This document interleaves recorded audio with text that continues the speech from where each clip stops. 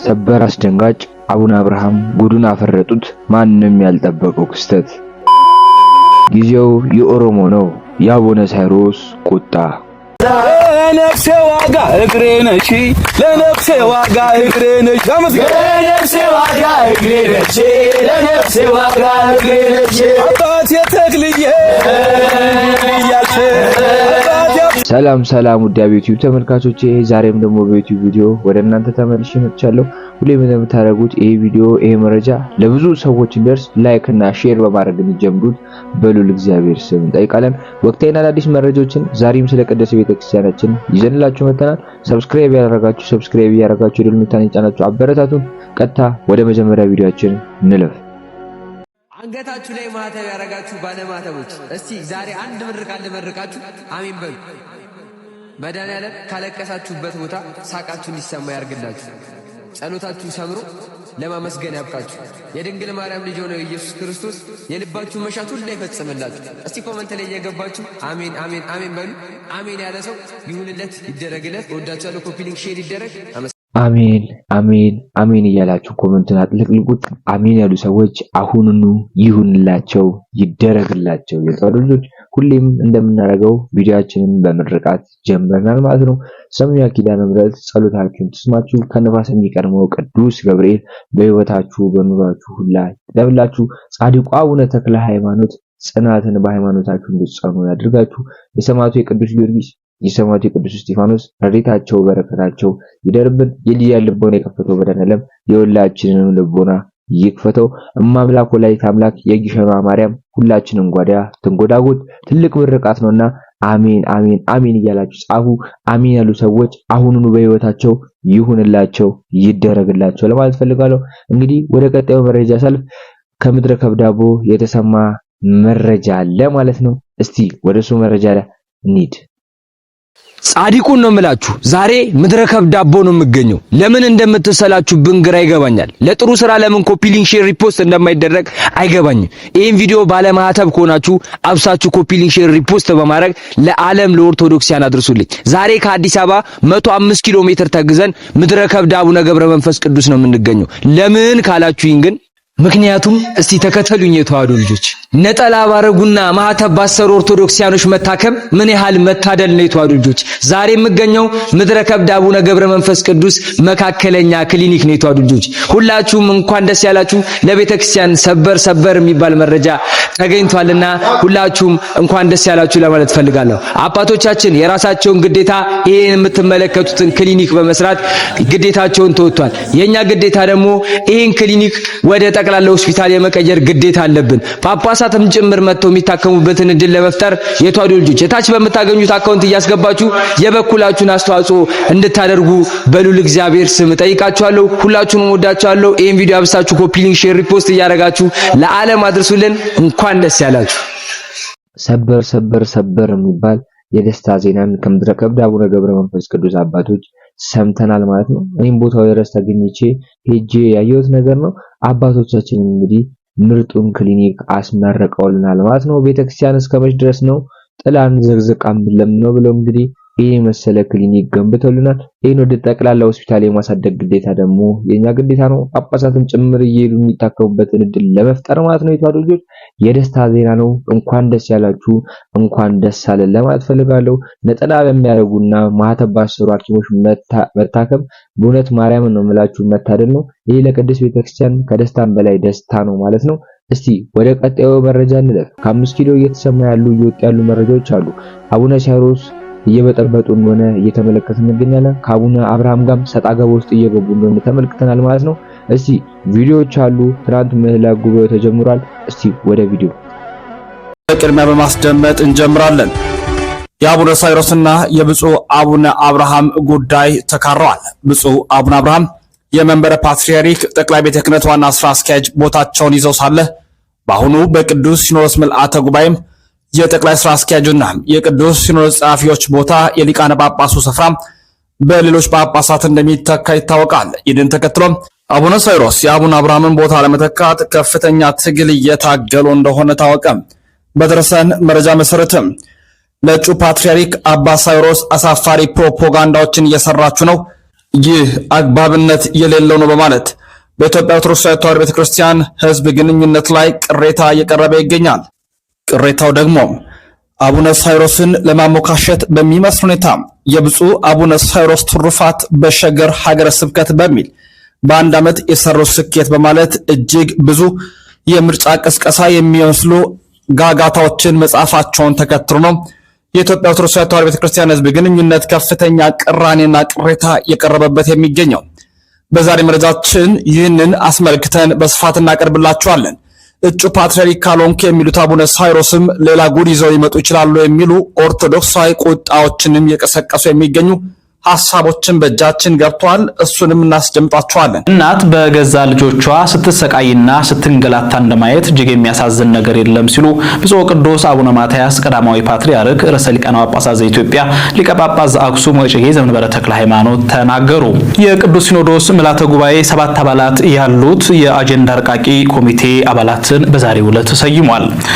ለ2017 ዓ.ም የቅዱስ ሲኖዶስ ርክበ ካህናት አጀንዳ በማርቀቅ እንዲያቀርቡ 7 ሊቃነ ጳጳሳትን የሰየመ ሲሆን ኮሚቴው በቋሚ ሲኖዶስ ተዘጋጅቶ የቀረበውን አጀንዳ በመመርመርና በማሻሻል ለቅዱስ ሲኖዶስ ምልዓተ ጉባኤ በማቅረብ የሚያጸድቅ ይሆናል ተብሏል። የኮሚቴው አባላትም አንደኛ ብፁዕ አቡነ ጎርጎሪዮስ፣ ሁለተኛ ብፁዕ አቡነ ቀለሚንጦስ፣ ሶስተኛ ብፁዕ አቡነ ኤልያስ፣ አራተኛ ብፁዕ አቡነ ኤዎስጣቴዎስ፣ አምስተኛ ብፁዕ አቡነ ሩፋኤል፣ ስድስተኛ ብፁዕ አቡነ ዜና ማርቆስ፣ ሰባተኛ ብፁዕ አቡነ ኤልሳ ሆነው ተመርጠዋል። ዛሬ በተጀመረው የቅዱስ ሲኖዶስ ጉባኤ ላይ እነ አቡነ ጴጥሮስ አለመገኘታቸው ታወቀ። የቅዱስ ሲኖዶስ የግንቦት ርክበ ካህናት ጉባኤ ዛሬ ግንቦት 6 2017 ዓ.ም አበው ሊቃነ ጳጳሳት በተገኙበት መካሄድ ጀምሯል። የጉባኤውን ጅማሮ አስመልክቶ ብፁዕ ወቅዱስ አቡነ ማትያስ መልእክት አስተላልፈዋል። በመልእክታቸውም እንዳጋጣሚ ሆኖ የኢትዮጵያ ሕዝብ ከእንግልት የተላቀቀበት ጊዜ ብዙ እንዳልሆነ ይታወቃል። ለእንግልት ለመዳረጉ የሌሎች እጅ ባይለየውም በዋናነት እናት በገዛ ልጆቿ ስትንገላታ ማየት እጅግ አሳዛኝ ነገር ነው። እንደዚህ ያለው ነገር በደንብ ያልታሰበበት አካሄድ በብስለትና በንስሐ ማስተካከል አሸናፊነትን እንጂ ተሸናፊነትን አያሳይምና እንዲታሰብበት እንመክራለን ብለዋል። ከዚህ አንጻር ኢትዮጵያን ወደ ተሻለ ልማትና እድገት እናሻግራለን ብላችሁ እየደከማችሁ ያላችሁ ወገኖቻችን እባካችሁ መለስ ብላችሁ እናታችሁ የተንገላታችበትን እዩና በቃ በሉ። ሁሉን የሚያግባባ ነገር ፈልጉና ችግሮችን በሰላማዊ ውይይት ፍቱ ሲሉም ፓትርያርኩ አሳስበዋል። በዚህ አማራጭ እናት ሀገር እፎይታ እንድታገኝ አድርጉ።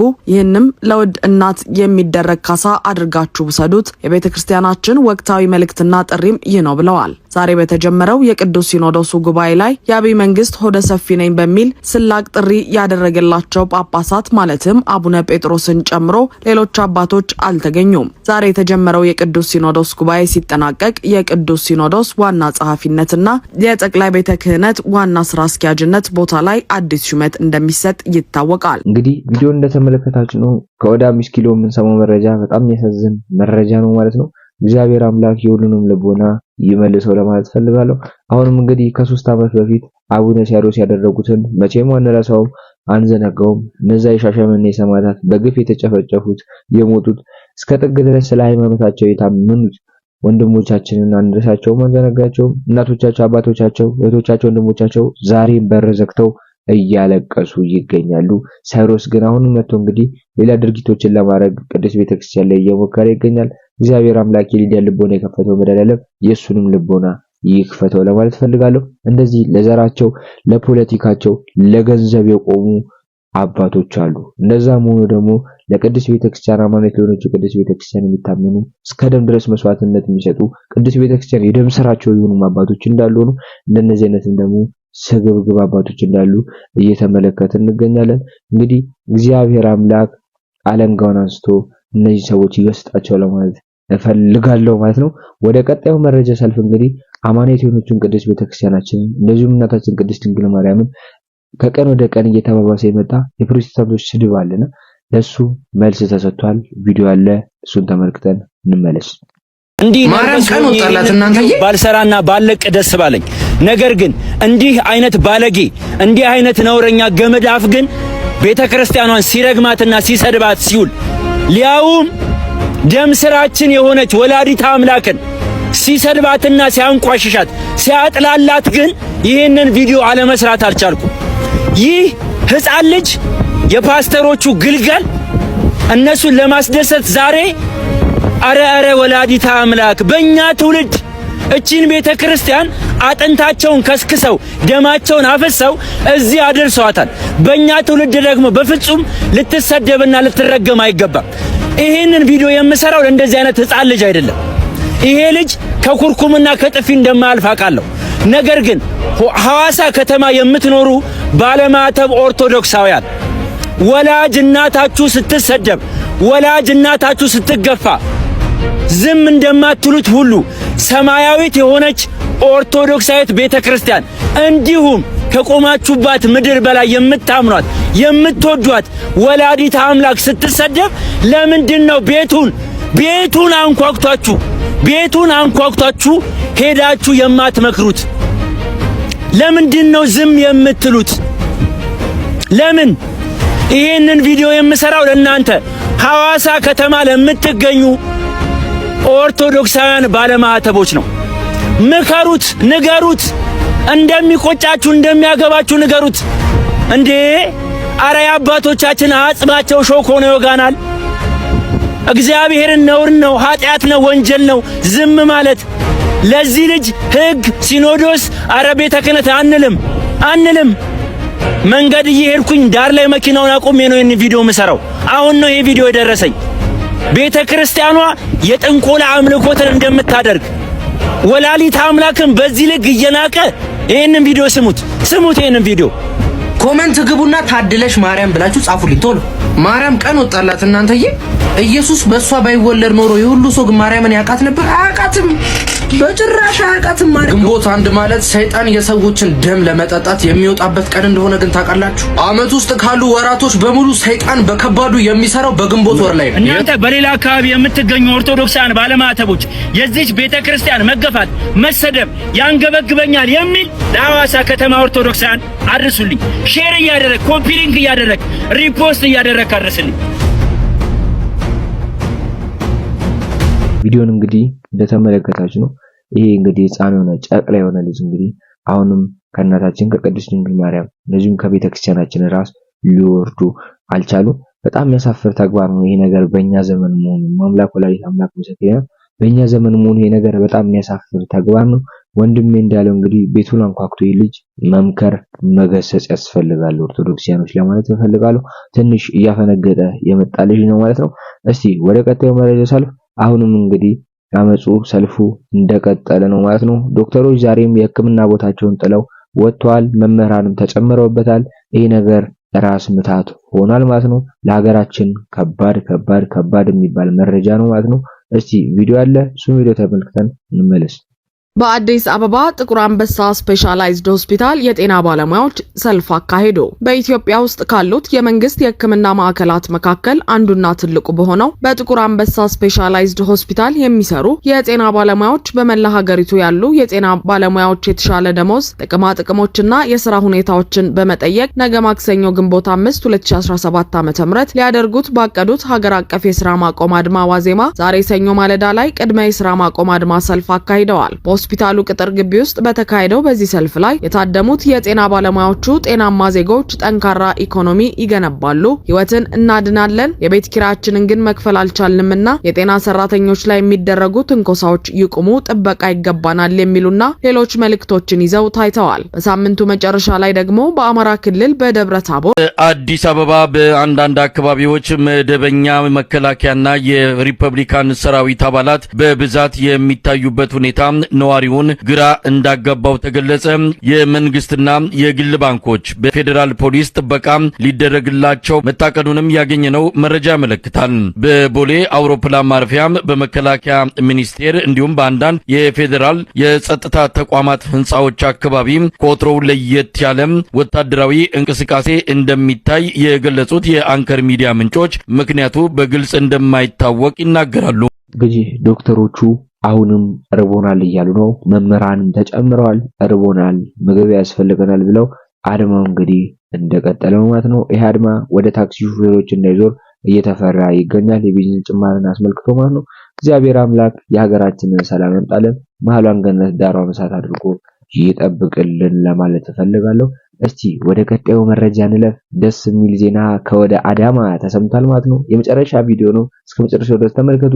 ሰብስክራይብ ያደረጋችሁ ደሉን ካንቻናች አበርታቱ። ወደ ቪዲዮ ነው የምንገኘው ዋና ተወዳጇ አዳማ ናዝሬት ነው የምንገኘው። እጅግ በጣም ደስ የሚል ጊዜ ነው። እሺ ምን እግር ጣለ እዚህ ለናዝሬት ለአዳማ ሌላ ድምቀት ሌላ ውበት የሆነችው ከጀርባ የምታዩት ኪዳነ ምሕረት ግንቦት 15 እና 16 በታላቅ ክብረ በዓልና ድምቀት ተመረቃለች። ለዛ ነው የመጣሁት። ስለዚህ በአካባቢው የምትኖሩ በሙሉ እንዲሁም ደግሞ የአዳማ የናዝሬት የዱከም የሻሸመኔ የሐዋሳ ልጆች ሁላችሁም ኦርቶዶክሳውያን ባለማተቦች ከአዲስ አበባም ያላችሁ ግንቦት 15 እና 16 እዚህ አዳማ ናዝሬት ቅድስት ኪዳነ ምሕረት ትመረቃለች። እንዳትቀሩ። በጣም ብዙ የተደከመበት በጣም ብዙ የተለፋበትና እጅግ ለከተማዋ ሌላ ውበት የሆነች ቤተክርስቲያን ናት። እንዳትቀሩ አደራ። እናመሰግናለን። ሰበር የሚባል መረጃ ነው የተሰማው። እንግዲህ ብዙ አብያተ ክርስቲያኖች እየተመረቁ ይገኛሉ በዚህ ዓመትና እግዚአብሔር አምላክ የተመሰገነ ይሁን ለማለት ፈልጋለሁ። ሚያዝያ 7 እንግዲህ 4 የመድኃኔዓለም ቤተክርስቲያኖች እንደተመረቁ ታስታውሳላችሁ። አሁን ደግሞ የፊታችን ግንቦት 16 2 የኪዳነ ምሕረት ቤተክርስቲያኖች ይመረቃሉ። አንዷ ናዝሬት የምትገኘው ኪዳነ ምሕረት ስትሆን አንዷ ደግሞ አዲስ አበባ የምትገኘው አያት ኪዳነ ምሕረት ሆናለች። ይሄ ሰበር የሚባል መረጃ ነው። የኪዳነ ምሕረት ወዳጆች የታላችሁ ኮሜንት ላይ አለን እያላችሁ ጻፉ። ሰብስክራይብ ያደረጋችሁ አበረታቱን። በቀጣይ ወቅታዊና አዲስ መረጃ እስክንገናኝ ድረስ ግን ሰላም ቆዩ።